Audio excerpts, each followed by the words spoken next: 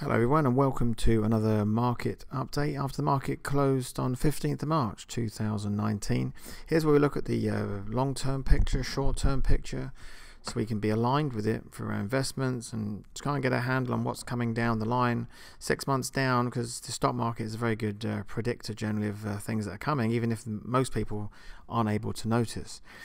And we look at the S&P 500, here it is, and over the last, you can see at the bottom here, several years, going back a few years, we can get a good picture, bird's eye view, and each of these little pegs is a week of price action up and down, and that's smoothed out for us by like an average over time called the moving average, is blue line here, over the last 40 weeks of action.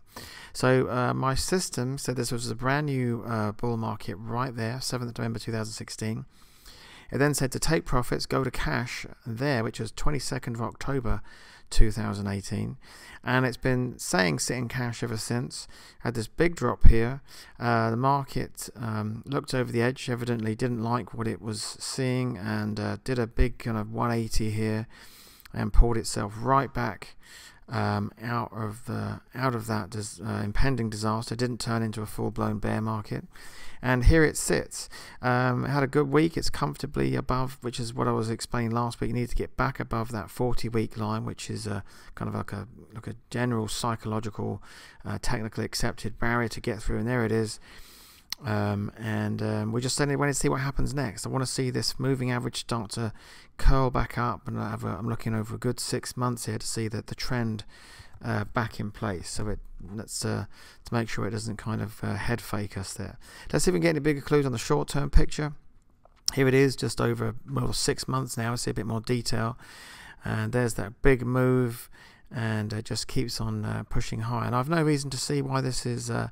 This move higher isn't going to proceed. We cleared a very important line of resistance this week here, just you can see there. I said last week that would be an important move to make, and the market did it. It's cleared it. So I'm going to say short term, looking good as well. Still not saying a brand new bull market though. So the big portfolio kind of system is saying I'm still in cash. Let's see what else is going on. Let's look around the world. We haven't checked on Bitcoin for a while. Here it is. There's the this is what I use for Bitcoin, GBTC, which is like an ETF of it. Had this long grinding descent downwards, but that's finally stopped and actually starting to just shift up a little bit, very slowly but surely pull itself back. So watching that one closely. The worst could be over for Bitcoin. We're just watching what happens next. Cryptocurrencies generally, this one's leading the way, so I'm waiting for that to look at other opportunities in smaller cryptocurrencies. I want to see the Bitcoin, which is kind of the leader, get back on its feet. Let's see what's happening in gold.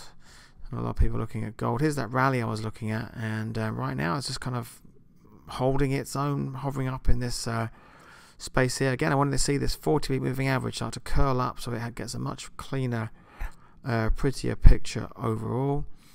Let's also check in. I like to keep an eye on China these days, see what's happening in the economy there, because it's an influence on everything. And it again looks like the American stock market, it didn't want to go down. It's pushed up here, it's holding its position. And the other indicator I look at for the global economy is copper. Again, likewise, this was looking over the edge, pulled itself back and is holding position back here. So that has defeated the bears on kind of the global economy point of view. So that's all for this week, and I will speak to you next time.